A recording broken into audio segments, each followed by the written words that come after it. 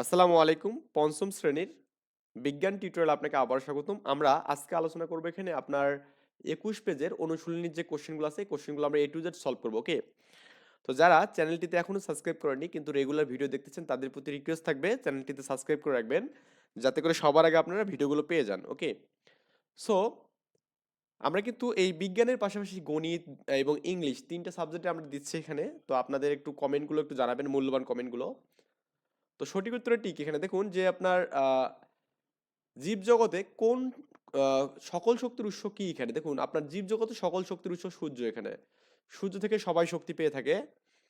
নিচের কোন উপাদানের জন্য উদ্ভিদ প্রাণীর উপর নির্ভরশীল দেখুন অক্সিজেন কিন্তু আমরা কি উদ্ভিদের উপর উদ্ভিদ থেকে আমরা পেয়ে থাকি। তারপর এখানে পানি তো আমরা মূল থেকে পেয়ে থাকি। আবার এখানে বংশবৃদ্ধি মানে এমনিতেই হতে পারে এখানে।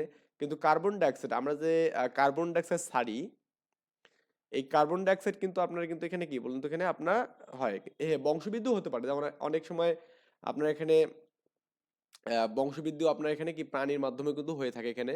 ঠিক আছে? কিন্তু সবচেয়ে বেশি হবে এখানে আপনার কার্বন ডাইঅক্সাইড। কারণ আমরা যদি কার্বন ডাইঅক্সাইড না দিতাম তাদেরকে তারা কিন্তু বাঁচতে পারতো না এবং তারা যদি অক্সিজেন না দিত আমরা কিন্তু বাঁচতে পারতাম না, তাই না?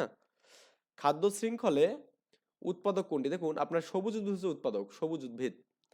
কারণ খাদ্য শৃঙ্খলে আপনার এখানে সূর্য থেকে ডিরেক্ট সবুজ উদ্ভিদ কিন্তু খাদ্যটা গ্রহণ করে বা এখানে শক্তিটা নেয় এখানে এখান থেকে তৃণভোজী তারপরে কিন্তু এখানে মানে পর্যায়ক্রমিক অন্যান্য বড় স্তরের খাদ্যটা কিন্তু পেয়ে থাকে। এবার শূন্যস্থান নিচের শব্দগুলো থেকে সঠিক শব্দ নিয়ে শূন্যস্থান পূরণ করতে বলছে। সো আমরা একটু দেখি পারি কিনা। খাদ্য শৃঙ্খলে সবুজ উদ্ভিদকে বলা হয় কি বলুন তো আপনার এখানে উৎপাদক বলা হবে এখানে। দেখুন আপনি এখানে এই যে অ্যান্সারগুলো আমি দিয়ে দিচ্ছি এখানে আপনারা একটু চাইলে এখান থেকে লিখে নিতে পারেন। আরেকটা বিষয় বলি এখানে যাদের নোটগুলো দরকার এখানে অ্যান্সার সহ অ্যান্সার শিট তারা একটু আমাকে কাইন্ডলি কমেন্ট করে জানাবেন যে স্যার আমার এটার দরকার এখানে আমি অবশ্যই আপনাকে দিয়ে দেবো এবং সেটা বিনা টাকায় ওকে ফ্রি দেবো একদম। তো সেটা আপনি কিভাবে বলবেন আমার হচ্ছে ফেসবুক পেজ আছে। তো ফেসবুক পেজে কিভাবে যাবেন একটু বলি আপনি যে আপনার ফোনটা যে আছে এখানে এই ফোনের যে আপনার এখানে অ্যাকচুয়ালি অ্যাটা আছে মানে অ্যাপসটা আছে ফেসবুক অ্যাপস। ওখানে গিয়ে আপনি আমার পেজটা এখানে সার্চ করবে পেয়ে যাবেন যে জব যাত্রা দিয়ে সার্চ করবেন তাহলে পেয়ে যাবেন। ওকে? জব যাত্রা দেবেন এখানে জিওবি জব যাত্রা। তো এই জব যাত্রা যদি আপনি দেন এখানে দেখবেন যে আপনি এখানে আপনার আমার একটা পেজ পেয়ে যাবেন এখানে আমি আপনাদের অলরেডি অনেককেই দেখাইছি। তো যদিও আমার এখানে আসছে না বাংলায় লেখা লাগবে অ্যাকচুয়ালি। হ্যাঁ, বাংলায় লেখা লাগবে ঠিক আছে। তো জব যাত্রা এটা বাংলায় কেমন লিখবো, এটা বাংলা লেখা তো রিস্ক হয়ে যাচ্ছে। সো আমি আপনাদের একটু বলি যে বাংলায় আপনি লিখবেন জব যাত্রা লিখবেন লিখে সার্চ করবেন বা ইউটিউব চ্যানেল আছে আমার এই নামে আপনারা ওখান থেকে করতে পারেন। তো আমি জাস্ট একটু বাংলিশ লিখে এটা লিখে নিই একটু জিওবি জব যাত্রা যে J A T R A job যাত্রা আর কি। তো আমি এটা যদি এখানে সার্চ করি আপনার এখানে আমার এই যে যাতে তো মোটামুটি আমার পেজটা পেয়ে যাবেন বা আমার পেজের লিঙ্কটা আমি কিন্তু দিয়ে দিচ্ছি ডেসক্রিপশন বক্সে। আপনি চাইলে ওখান থেকেও দেখে নিতে পারেন। এই তো আপনার এখানে এটা এখানে যে আপনি আমার পেজে যে যান তো পেজে গেলে আমাকে মেসেজ করলে কিন্তু এখানে মেসেজ আছে না মেসেজ করলে আপনি আমাকে পেয়ে যাবেন। তো পেজটা অবশ্যই ফলো দিয়ে রাখবেন যাতে করে আপনারা এখান থেকে আমার সাথে কন্ট্যাক্ট করতে পারেন। ঠিক আছে? আমি ফেসবুকে বেশি অ্যাক্টিভ না কিন্তু পেজটা মোটামুটি একটু অ্যাক্টিভ আছে। ওকে? তো এই পিডিএফটা পাওয়ার জন্য অবশ্যই আমাকে ওভাবে নক করলেই হবে। তো প্রথম কোশ্চেন বলছে আমাদের কি খাদ্য শৃঙ্খলে সবুজ উদ্ভিদকে বলা হয় কি উৎপাদক বলা হয় এখানে এই যে উৎপাদক বলা হবে বুঝছেন ব্যাপারটা। এবং এখানে তারপরে কোশ্চেনটা এখানে বলা ছিল ড্যাশ প্রাণী হলো প্রথম শ্রেণীর খাদক দেখুন তৃণভোজী প্রাণীটা হচ্ছে আমাদের প্রথম শ্রেণীর খাদক এখানে এই জাতে। ঠিক আছে? আচ্ছা, আবার এখানে তৃতীয় কোশ্চেনটা বলছে এখানে দেখুন আপনার উদ্ভিদ বীজের বিস্তরণে সাহায্য করে কি পাখি।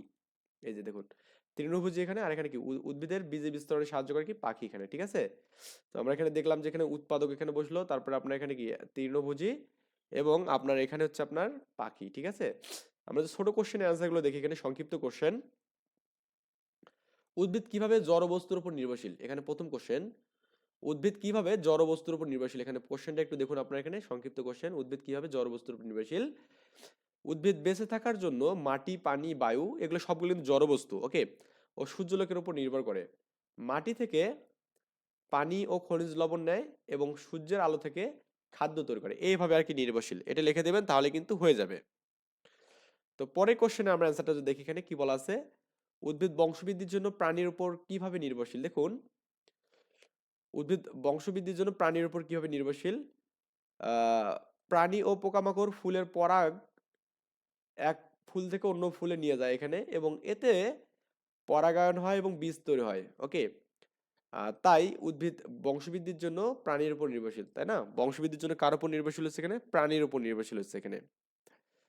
এরপর কোশ্চেন হচ্ছে আমাদের, নিকট পরিবেশে দেখা যায় এমন একটি খাদ্য শৃঙ্খলের প্রবাহ চিত্র তৈরি করতে, মানে আমাদের আশপাশে দেখা যায় এরকম একটা কিছু। ওকে, তো আমাদের এই যে প্রবাহ চিত্র আমি দিলাম এখানে, দেখুন ঘাস, হরিণ এবং বাঘ, এটা দিতে পারেন আপনি, বা বলতে পারেন ধান, ইঁদুর, সাপ, বাজ পাখি।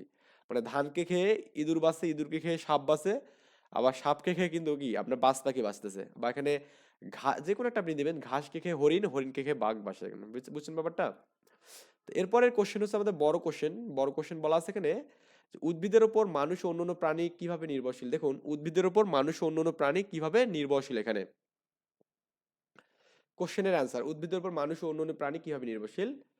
উদ্ভিদ হলো জীবজগতের প্রধান উৎপাদক, ঠিক আছে? উদ্ভিদ বা এখানে সবুজ উদ্ভিদ বলতে পারেন। মানুষ ও প্রাণী খাদ্যের জন্য সরাসরি বা পরোক্ষভাবে উদ্ভিদের উপর নির্ভরশীল। উদ্ভিদ আমাদের চাল, গম, ফল, শাকসবজি দেয় এখানে। আর প্রাণীরা ঘাস পাতা খায় এখানে। উদ্ভিদ অক্সিজেন সরবরাহ করে, যা মানুষ ও প্রাণীর শ্বাস প্রশ্বাসের জন্য দরকার এখানে। এছাড়াও উদ্ভিদ জ্বালানি, ঔষধ এবং আশ্রয় দেয়। তাই মানুষ ও অন্যান্য প্রাণীর বিভিন্নভাবে উদ্ভিদের উপর নির্ভরশীল এখানে। এটা দিলে হবে এখানে। পরিবেশের উপাদানগুলোর ভারসাম্য রক্ষা করা কেন প্রয়োজন এখানে, বা প্রয়োজন কেন? পরিবেশের উপাদানগুলো ভারসাম্য রক্ষা করা প্রয়োজন কেন এখানে? পরিবেশের সব উপাদান একে অপরের সঙ্গে সম্পর্কযুক্ত। কোনো একটি উপাদান নষ্ট হলে পুরো পরিবেশ ক্ষতিগ্রস্ত হয়, তাই না? বা ক্ষতি হয় আর কি। ভারসাম্য ঠিক থাকলে শৃঙ্খল ঠিক থাকে, জীব বৈচিত্র্য রক্ষা পায়, তাই কিনা? ভারসাম্যের উপর ডিপেন্ড করে সব কিছু আর কি। মানুষ ও প্রাণী সুস্থভাবে বাঁচতে পারে। পরিবেশের ভারসাম্য নষ্ট হলে প্রাকৃতিক দুর্যোগ বাড়ে, রোগ ছড়ায় এবং কি জীবজগৎ বিপন্ন হয় এখানে। তাই পরিবেশের উপাদানগুলো ভারসাম্য রাখার জন্য খুবই প্রয়োজন, এই আর কি আমাদের অ্যান্সার। পরে কোশ্চেন, প্রাণী ও উদ্ভিদের পারস্পরিক নির্ভরশীলতার আলোকে জীবজগতের প্রবাহচিত্র বর্ণনা করতে বলছে এখানে।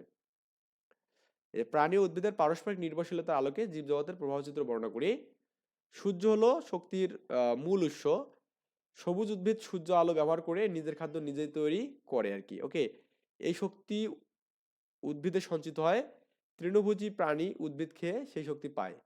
পরে মাংসভোজী প্রাণী তৃণভোজীকে খেয়ে শক্তি লাভ করে। এভাবে কিন্তু কি বলতে গেলে এক জীব থেকে অন্য জীবে কি হয়, শক্তি প্রবাহ প্রবাহিত হয় আর কি। একেই জীবজগতের শক্তি প্রবাহ বলে। যেমন আমরা এখানে সূর্য থেকে ঘাস, ঘাস থেকে হরিণ, হরিণ থেকে বাঘ, বুঝছেন? এই আর কি বিষয়াদি ক্লিয়ার। তো আমরা নেক্সট দিন ইনশাল্লাহ আমরা খাদ্য নিয়ে কথা বলবো। এই পর্যন্ত ভালো থাকবেন, সুস্থ থাকবেন। আল্লাহ হাফেজ। আসসালামু আলাইকুম রহমতুল্লাহ।